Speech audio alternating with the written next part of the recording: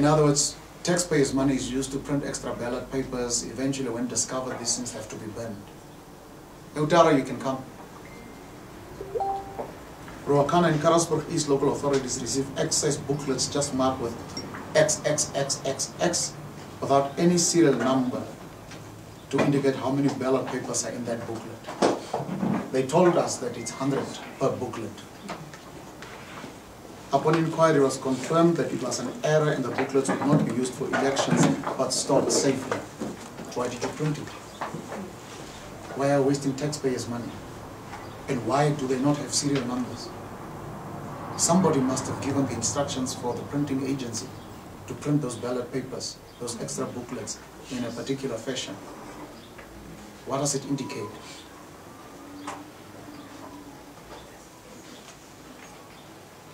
Why should these excess booklets be kept by the ECN and not destroyed? And why is there no discovery of a mistake that was made by the person or the company that was asked to print? That company made a mistake, they must be returned, these booklets, and a refund to the ECN must be made. But clearly, if the ECN does not request for a refund of the excess printing of ballot papers and extra booklets marked XXXX, surely then you must have ordered what you received. If there is no evidence that ECN is returning and therefore claiming a refund, we can't be blaming the printing agency or the company that won the tender to print these ballots. What guarantee do we have? Absolutely none at all that these ballot papers will not be used for elections, and in particular for election rigging purposes. It raises questions and suspicions, but we know the answer. We are no longer suspicious. We are clarified about the problems that ballot papers have had in the past. That's why a particular law was developed to go to the electronic version of our election system, which they again failed to implement as per what the law did. We are again back to the same scheme, same problems. I never imagined that I would find myself in a position where I'm explaining and complaining about the same things that other political parties in the opposition complained about 10, 15 years ago. But here we are. The 15% contingency explained as excess amount of ballot papers was only clarified to the political parties on Sunday, while the verification process started Saturday. So they had to go and invent answers on the questions posted on Saturday, and only came Sunday with an explanation, which was not satisfactory. Neither was the 15% contingency plan discussed with all relevant stakeholders. We are at the PLC, where stakeholders sit and engage on these issues, speak of the details of elections, the ballot papers, the faces of people that must appear there. It's a very detailed bunch of people that go and sit representing all stakeholders. But ECN takes decisions, implements them, orders them, finances them, and explains to us as stakeholders at the floor of verification. We should have agreed on these issues, but it never is the case. Why did they not inform us in good time? And precisely what is the justification for 15%? Why not 5%? Why not 2%? Why not 1%? Why not? But if we had discussed this at the level of the PLC, we would have been able to engage. Of course, the only one that doesn't complain upon these types of matters is the ruling elite party, to which ECN is an affiliate member, through its proxies, the commissioners appointed by the regime. Where in there does it stipulate that the 15% contingency plan is permitted? And what is the reference that they use? What is it? What they told us is that the 15% contingency plan is apparently to make up for spoiled ballots. If you have spoiled your ballot, you have spoiled your ballot. But is the assumption through historic processes that about 15% of the electorate in constituencies normally spoils ballot? Is that the assumption? Where is the evidence? And why is such a spoiled ballot voter or spoiled vote so high? 15%. So they already cater for spoiling of ballot papers in case non-SWAPO political parties win. So you're going to spoil the ballots of at least up to 15%, so that the ruling party can make a gain of 15% upward. The ECN says that a voter is allowed to vote up to 3 times if they make a mistake. Again, where's the historic evidence? No doubt that voters would make a mistake and they may want to correct it. That's not the issue. But where's the historic evidence that Namibian voters normally make a mistake once or twice or 3 times? Where is that? Because these are elections, it's very sensitive things. Maybe the ECN is correct that they normally make a mistake up to 3 times, but where's the historic evidence so that we can exonerate ECN? So we just don't blame and cry every time there's a problem with this. Maybe they are correct, but talk to us in advance and let's engage and show evidence. You've been at this business for more than 30 years, 6 elections, all of them stolen, but nonetheless you've been at it. What makes a voter then also qualify for another chance to cast a vote when they have made a mistake on the initial ballot paper? And who makes that determination? It's the presiding officer. How? So you now look at an area and you say, as ECN, this is a stronghold of the ruling party. Here, as presiding officers, you are given permission. If voters make mistakes there, give them until 3 times. In another area where you know non-SWAPO parties, other official opposition and all other parties are strong, there the first mistake qualifies for a spoiled ballot. These are the inconsistencies that we speak of. In the Otavi constituency, we noticed that our LPM candidate's photo has been switched with that of SWAPO candidate on the ballot paper to cause confusion among voters. How does somebody do that? This was actually printed. Do you have it saved? Yes. Where is it? Not a copy here. We should have had a copy here, so that we don't make that room for speculation. Did they send it back and corrected it? No, they didn't come back to us to tell us that they had corrected it. After how many inquiries? Yeah, they did finally. They eventually. So do you see how deliberately mistakes are made? Who was not going to win there? Of course, we are going to win in Otavi, but now it's been confused. Maybe they like the looks of the person of LPM, and probably the candidate had a spoiled look of SWAP. Who knows? Maybe. Since nobody explains anything, you can make your assumptions. This is in violation of Schedule 2 of Subsection 2 of the Electoral Act, which establishes that ballot paper must be displayed in a form and manner that allows clear identification of candidates, political parties, and organizations. Why do you make such childish errors? We are therefore asking the following question: that ECN clarifies why so many extra ballot papers were printed, that ECN provides procurement documentation of the requested number of ballot papers printed for regional local authority elections, provide an airline cargo manifesto received and confirmed by ECN upon the arrival of the ballot papers and all relevant parties that were present to witness that what was done as per electoral. Then, in Wolfish Bay yesterday, a special voting, there was no single vote cast for local authorities, because the documentation for local authorities, the ballot papers for local authorities just did not arrive in Wolfish Bay. So no single voter that turned up to cast special votes as a special voter for local authority Wolfish Bay could do it. Presiding officers were confused. These things were apparently left in Wolfish Bay. Why? Maybe it's just a simple logistical error. Maybe it's a political scam. But somebody had to verify whether they have all the documentation. And the ECN officials, some of them were surprised. Of course, they are below the military intelligence officials. In Coritas, ballot boxes arrived open after they were sealed here. Arrived open in Coritas.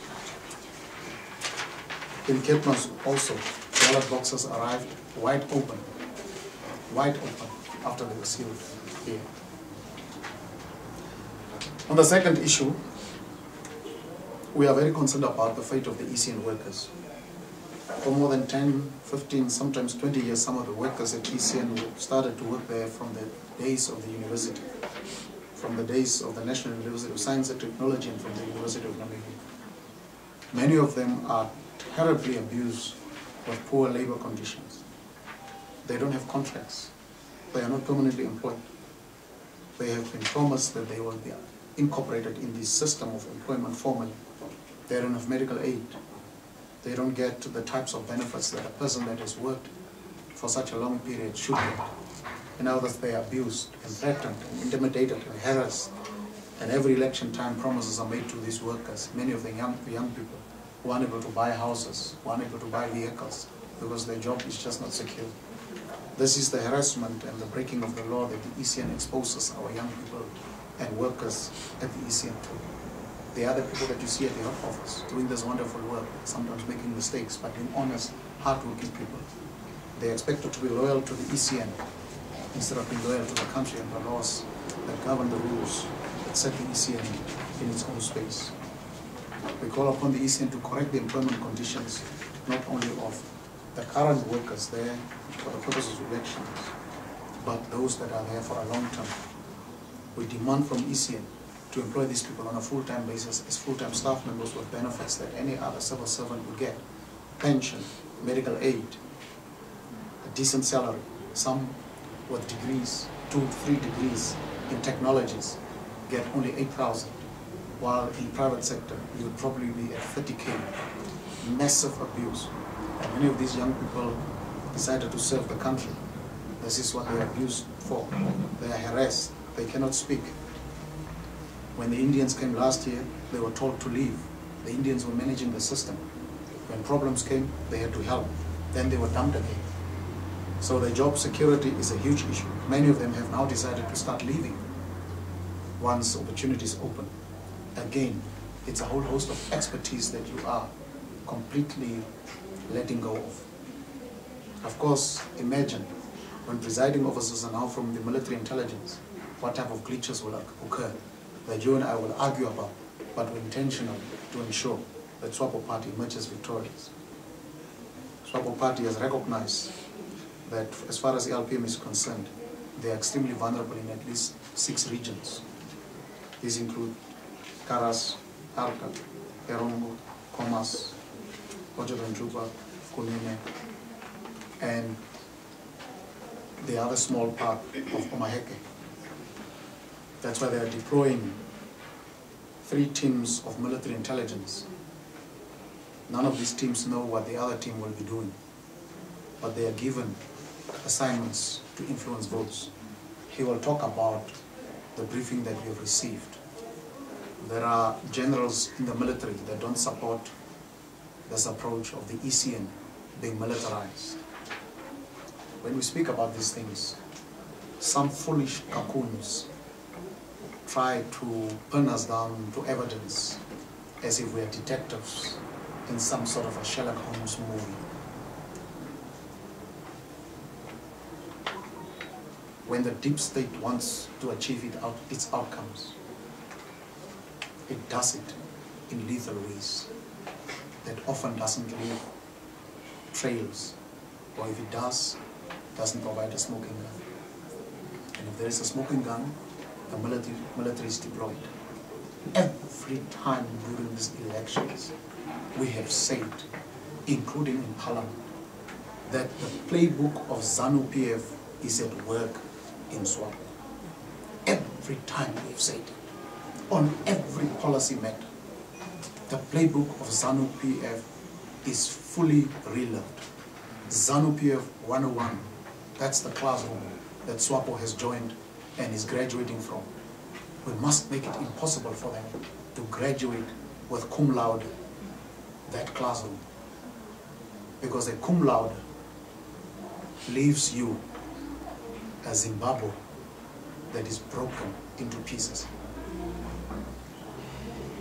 Today Zimbabwe is a mess, not because of the people of Zimbabwe, but because of the politicians in ZANU-PF. That's where we are. That's where we're going. So LPM is a threat. I saw something written by my elder brother, Kadenambo, whom I respect. He concedes that in certain pockets, the LPM will wipe out SWAPO. That is true. But one of the big targets that SWAPO has set for itself is Keetmanshoop, Marine Town, Wolfish Bay, Windhoek, Reeb.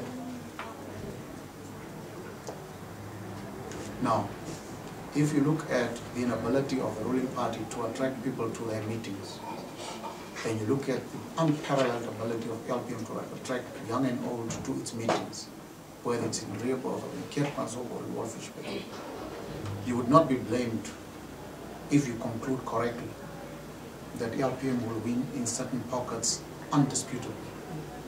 You would also not be blamed if you conclude, as Shaningwa does, that if the northern part of the country is the stronghold of SWAP, certainly the central, the west, the northwest, south of the northwest, and the southern parts of the country are strongholds of LPM. If that is the language we want to use, the whole south, the central, the west, the southern northwest, in other words, Kunene South, pockets of Ojodenjupa, pockets of Omaheke, those are our strongholds as it is now. Another emerging stronghold is Zambezi, the central side of Zambezi. It's an emerging stronghold of LPM.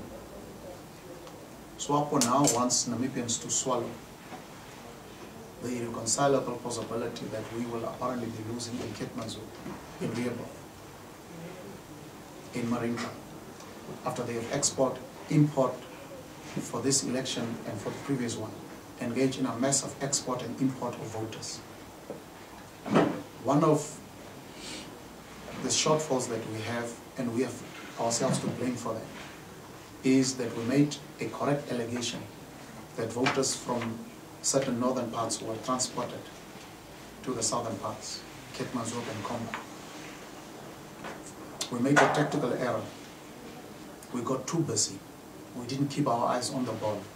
I hope we are not going to pay dearly for that mistake, in that we did not, within the given time, object to the voters' role in those regions. That is a tactical error that I hope will not haunt us, but is an error that we should have, after complaining, lodged an objection. It's a failure on our side, a bad one from our side. From myself, I take responsibility for that, but I also, of course, give responsibility for that failure to the regional leadership in the Kras region. But that's how honest we are about our own shortcomings. We should have checked, because the allegations are true. One of the political parties actually admitted in the police meeting, it being IPC, that it too was involved in transporting people from the northern parts, and in some instances from Osingia to Notre Dame. Others did not admit, but we know the route that they used to transport the workers via Leonardville, Paranos, Keetmans, Combat, and so on. But we have worked, and we know that in terms of the numbers, we have made inroads like no other political party has ever been able to do. We believe that our voters are energized, highly mobilized, disciplined, decisive, and that they will go and vote for LPM. The only way that SWAPO will want to win these elections is by rigging them. And already tonight, the military officials that are placed to do the rigging will arrive after they have dispatched certain capacities to do certain things that he will explain to polling agents. Very interesting, very interesting. Now,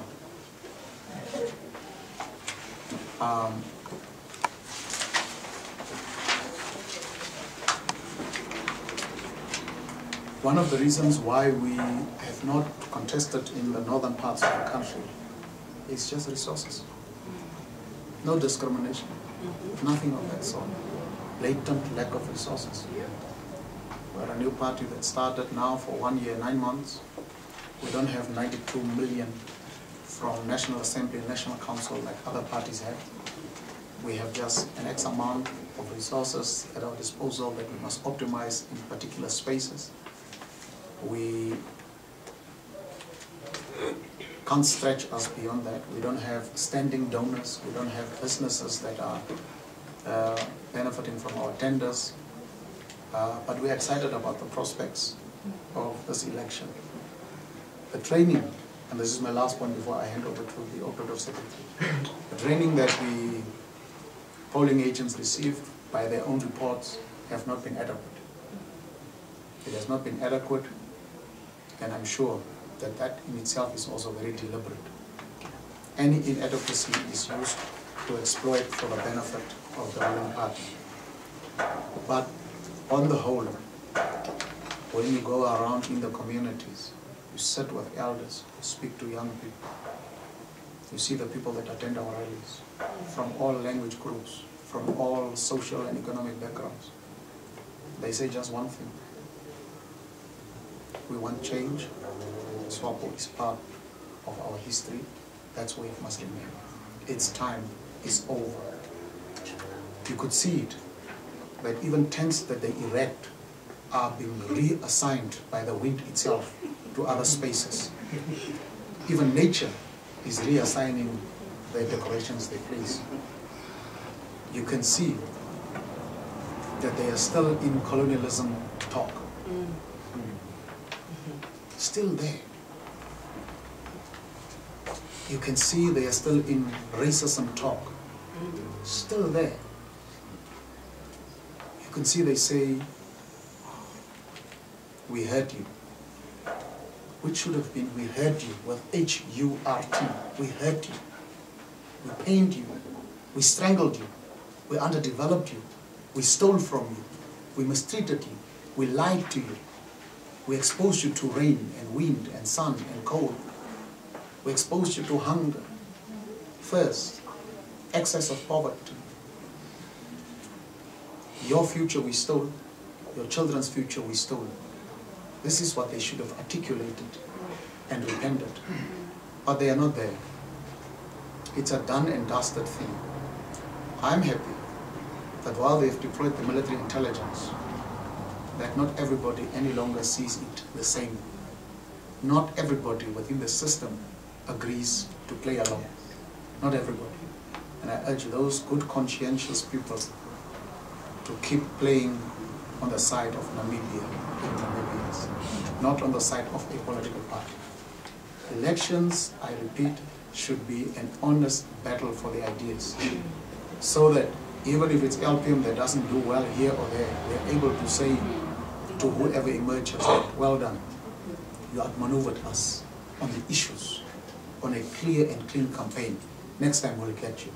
That's how it should be played. Now, unfortunately, with a Chinese military base, I'm told, being developed between Wolfish Bay and Swakopmund. I just arrived from there, I was inspecting that site. We are told, and we have to verify, that they're going to build a Chinese military base just outside Wolfish Bay. They have started to do the fencing. This is what is happening now, that we are becoming a colony of China. This is what these fellows are exposing us to. And one of the people close to China, Wilho, what is his title, whatever title, I think Corporal or Front Admiral, Rear Admiral, I don't know, Rear Admiral. He belongs in the rear.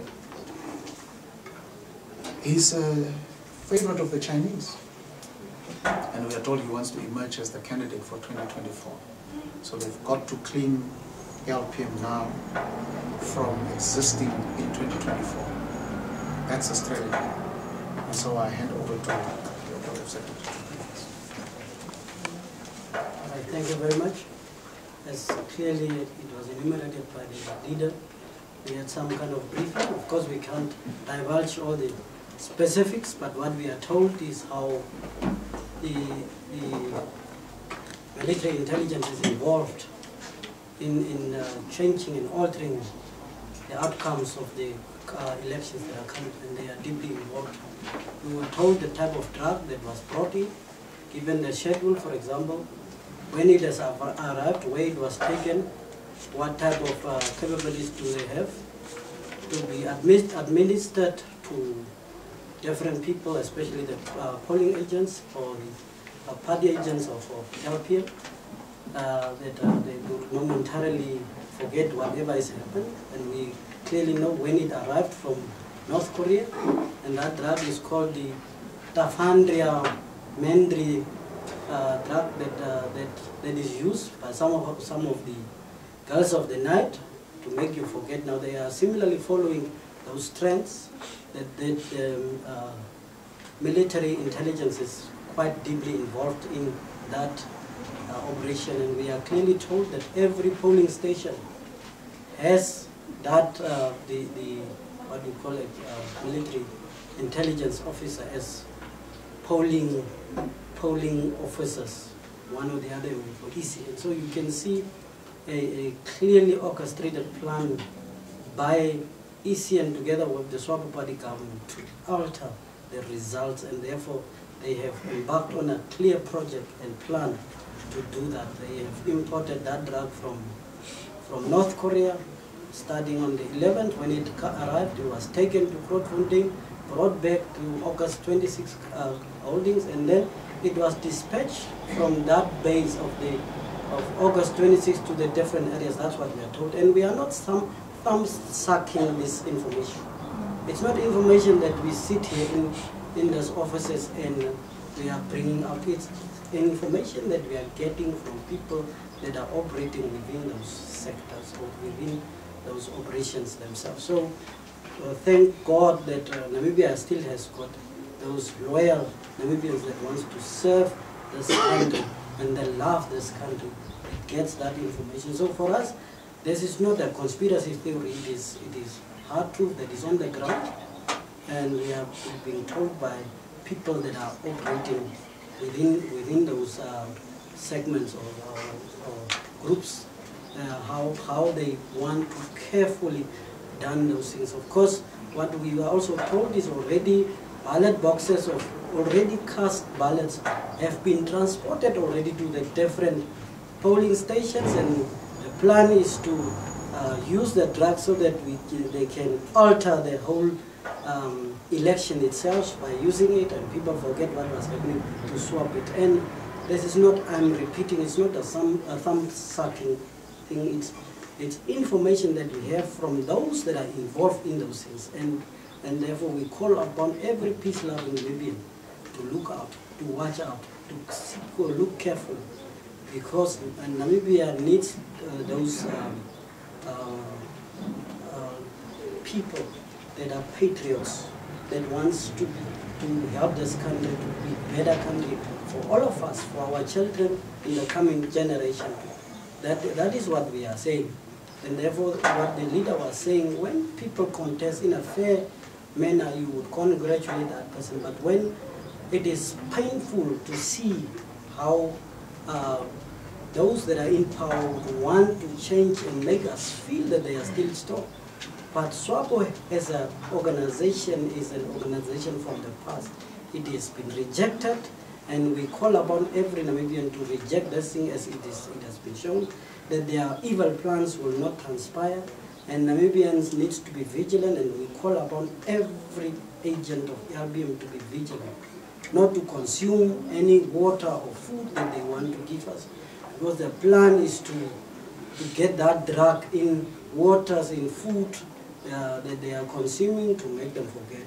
And we also got the samples of the drug that we are talking about, and we are not thumb-sucking about this one. It's a hard truth, and we will continue to monitor the situation and report back to the Namibians. And remember, when ILPM speaks, we always speak the truth, and we can defend ourselves. It's out there. Thank you very much. Do you have a sample? Okay. How is it administered? Apparently, this drug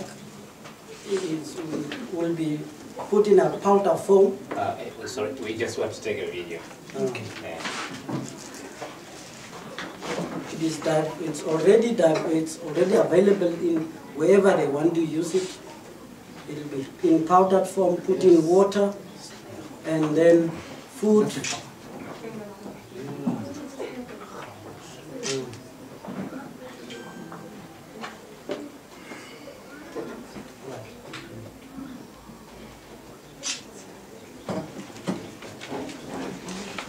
So when we say these things, we are not thumb-sucking. It's happening, it's out there. Namibia, remember, is just another African country. So be careful what we can find out there. Please, let's be vigilant. Watch out and look at everything.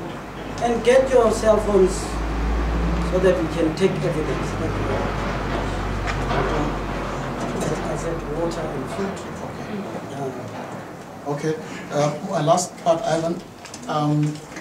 Mr. Swart, maybe before you can proceed. I'm just concluding. It's okay. Yeah, you'll get a chance to. I know you are excited about this one. Now, you know it's LPM. If people think that we will not succeed in areas that we know we worked hard, and they think we'll just go to court or be quiet and complain, forget it. We will not be given responsibility, or we will not be assigned blame if local residents start to go out in mass numbers in causing chaos. We are not instigating people, we are asking people to remain calm, but we know that if they tried it with some other political parties, not with LPN, we know which areas we have to win, because we've already won them. Everybody can see objectively which areas we have won. And if they come out and want us to believe the impossible, we will also do what they think was impossible. I want to ask the AU cowards who are observers not to declare the elections free and fair until all issues, all complaints by all political parties are first resolved after the day of elections, at least on the first day. I also in particular want to ask the European unions, who are much more reliable than these cowards of the African Union, not to declare the elections free and fair until all queries are responded, until all parties hand in reports of the impressions that they have about the election day, the counting of ballots, and the declaration of the winners. They must wait until all of those things are resolved. What we will do is also, of course, to give this information that we have to the European Union and to the AU observer missions and whoever other observer mission has been assigned to come here, so that it is just out there. People maybe think we keep on talking and talking. There are things that we know that we are doing that are of value. People have confidence in LPM to come and tell us these things. And we have to respect their privacy. They are saying they are tired of the abuse that they have undergone, and they have asked us to be vigilant. This drug, I'm told, is intended to make a polling agent nauseous, irritated, disorientated, unfocused, and enhances your inability to concentrate, so that you move in and out, you are not still, you are not quiet, you can't focus on the mission, you are completely disoriented and blinded. So in giving us this information, they've also asked us to tell all polling agents and party agents, don't eat any food or drink any water that you have not purchased yourself at all. Just don't do it. Don't be given water by somebody that you know is a friend from any political party.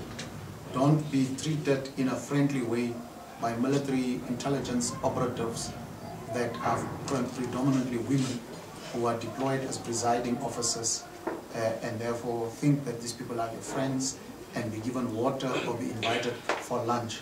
These things are treated. The poison started arriving last night at various stations. Tonight, the operatives that will be in charge of the affairs to administer this and all other things will arrive themselves physically. At every polling station, a military intelligence official has been deployed for these elections. At every polling station. That's where we are. As somebody said, the old lady, which is Swapo, has fallen. The worms have eaten it up. She doesn't even have bones anymore. And the pigeons have flown away. Now, this is how she intends to stay in power. Poison, North Korean style.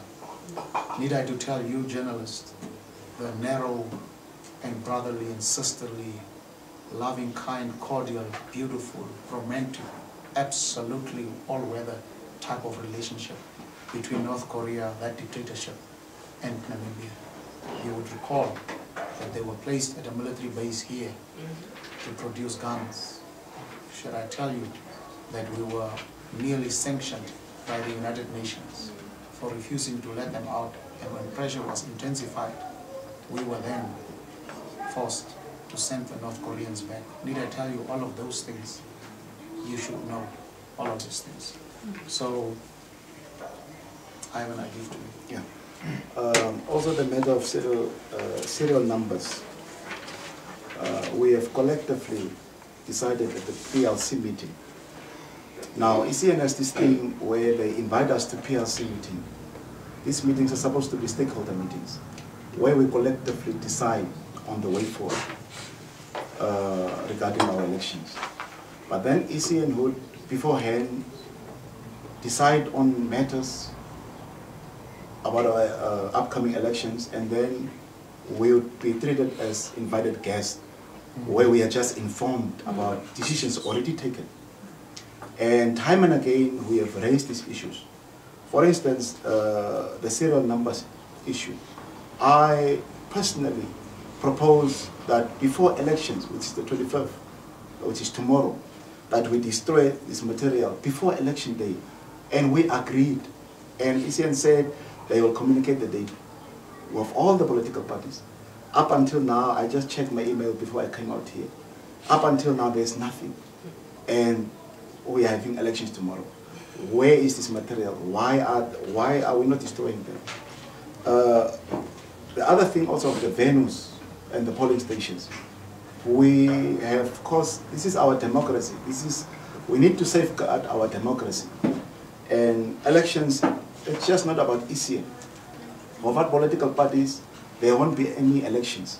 ECN can be there with the officials and whatever, but without political parties as stakeholders, and very important stakeholders for that matter, there won't be any elections. We have decided and we have questioned and requested ECN to provide us with a list of venues suitable, because we are having elections amidst a pandemic. And ECN, and luckily, a leader was also present at one of these meetings, where they were bragging about how ready they are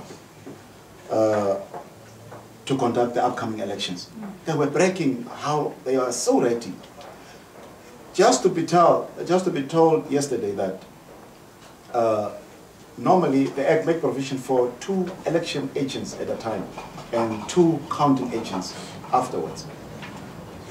Now ECN is coming with a story that only 1 election agent would be allowed in, not at all places and not at all polling stations, but at certain polling stations, because of the venue, because of a lack of venue, the space, and because of COVID.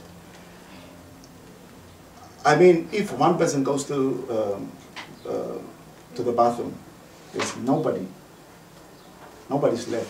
It means there is room, because they know they want to win elections. We are unapologetic about these things, because there's no political party in Namibia that can untease and can analyze and question and interrogate and dismantle the encrypted agenda of the enemy. It's only Albin that can do these things.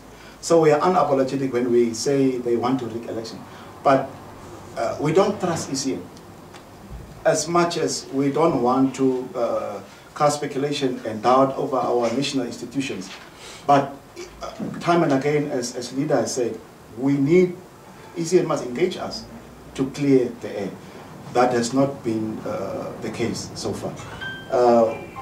There was an issue of the secret stamps, whereby secret stamps were supposed to be put in every ballot box. We were told that secret stamps were not put in all the ballot boxes, and they were rather put in the constituency ballot boxes, because the excuse was because there is only one presiding officer that administers for both elections at the polling station. yesterday for the special voting. Constituency ballot boxes would arrive and local authority boxes would not arrive. In some cases, in Karatura East, the polling points were split, and the constituency polling point was somewhere else, and the local authority voting point was somewhere else. Now you tell me, if there was only one secret stamp put in for both of them, did the people vote at local authority, for instance, without or on ballot papers that were not stamped? These are just questions. I have raised these issues with the legal advisor of ECN and people that I don't want to mention names here. I was promised, and I have that correspondence, I was promised that I would be given feedback today. Up until now, we are not making these things up. Up until now, nobody from ECN has come back to us and explained these issues and complaints that we have raised. And therefore, we are saying, we have noticed throughout the campaign that this coming election is not just elections, but it should be treated as a rescue mission, where we should collectively take back the country from the clutches of thieves and corrupt individuals who are gallivanting as leaders. They have failed to mobilize on the street. We have seen their campaigns. They have scaled it down from star rallies to mini rallies, and later it was just office meetings. So their only hope is to rig elections at the ballot box. So we are very serious, as Lita has alluded before, that this time around, our eyes, ears, and energy, we are at the ballot box. We are guarding, because it's not just about elections, but that is our democracy. And we have to safeguard our democracy for the coming generation.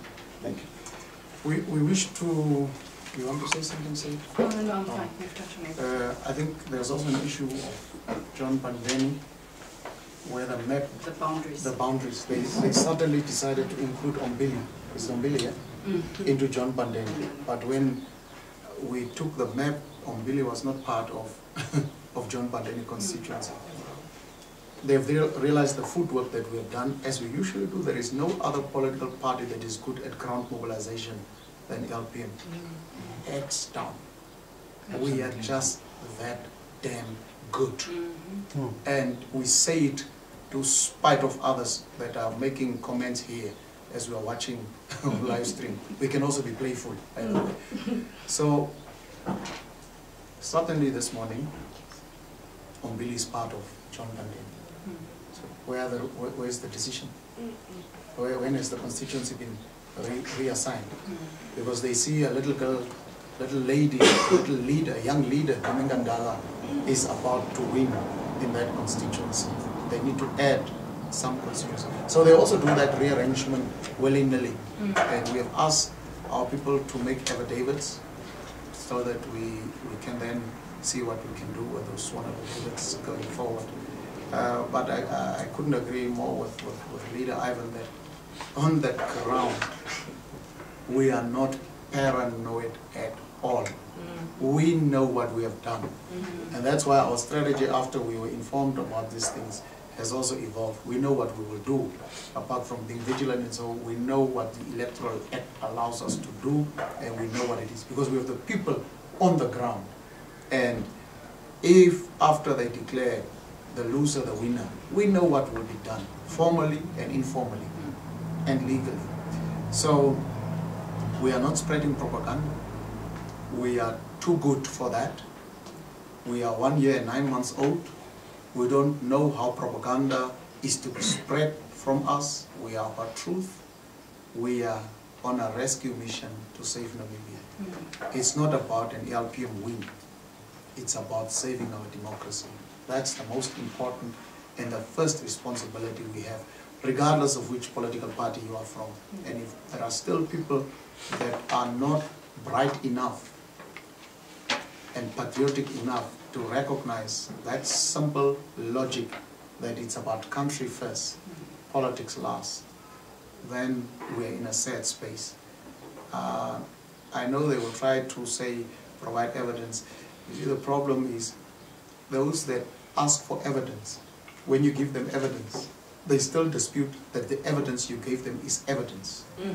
When we were engaging the Prime Minister, she asked for evidence. Evidence that the judiciary is this bad. Evidence that the ECN is compromised. So when I stood up, I said, well, from the Chief Justice to the Deputy Chief Justice to all these other people, they are SWAPO members. She started to be quiet. The ECN commissioners, SWAPO members, evidence, they were quiet. So sometimes a man defeated behaves like a convicted criminal. None of the convicted criminals, or most of the convicted criminals, are always wrongly convicted. They are always innocent. That's the same thing with a party that is rigging. They never rig. They have won the elections. But I want to remind Theo Muyoro, some years back, I went to his office, spoke about rigging of elections. He said something important. He said, when you look at the political gatherings of some of the political parties in opposition who claim that SWAPO steals elections, when you look at their meetings, pavilions are empty. They have gatherings of 30, 40 people under the trees. You look at a SWAPO rally, they have a stadium full to beyond capacity. And he was saying, when you look at that, how in logical sense can a political party that addressed 10 people win elections against a party that fills stadiums? So let's use that same logic. Look at SWAPO meetings that could not fill any pavilion, that were conducted behind SWAPO offices. Some of it conducted with 15 people at Shabins. Some of the meetings, as Ivan said, Leader Ivan said, from major rally to mini rally, even cancelled. Some senior officials like Bumba, like Netumbo, going to Aranos, for instance, written speech. In the middle of the speech, she gave up. She said, there are just too many kids. I'm packing up, I'm going. There are no voters. Same thing with Bumba in Riabo. Held his head, told his people, I will not speak to you, go get people. These are just children. How with the same Theo Muyoro today, if you compare our turnout at stadiums in over 27 places, how would he justify help him losing in those places when you compare the obvious? His words will come to haunt him.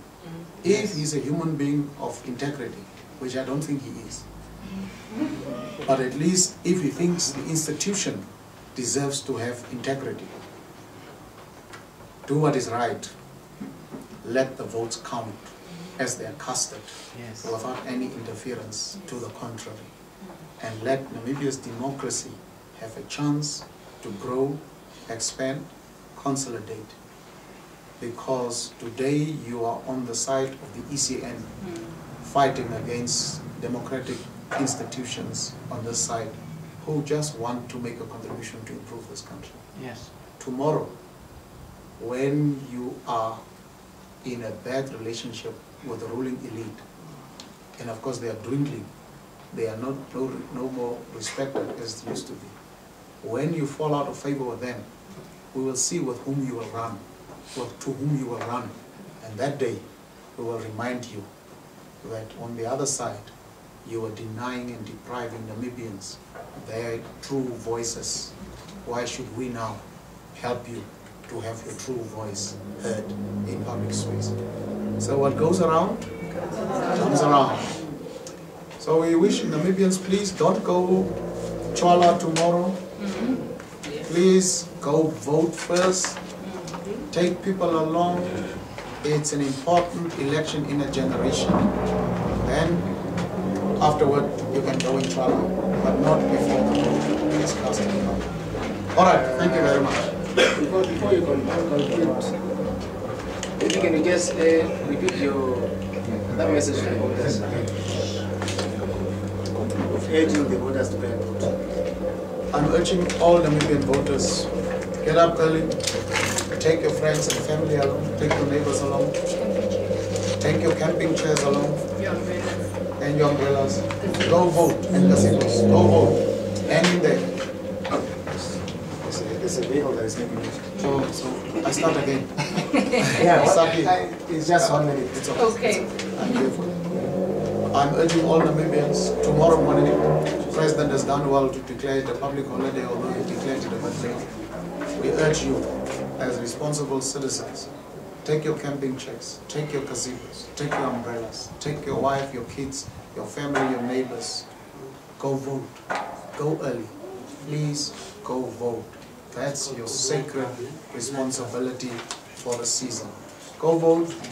Make sure you have cast your vote with the necessary calmness, and after you have voted, then you can go and still support others that need transport to go and vote themselves. It's our common responsibility. After that, you can go and have a restful day as you wait for the results of the elections. But go vote. It's your only priority for tomorrow. And we thank you already. Thank you.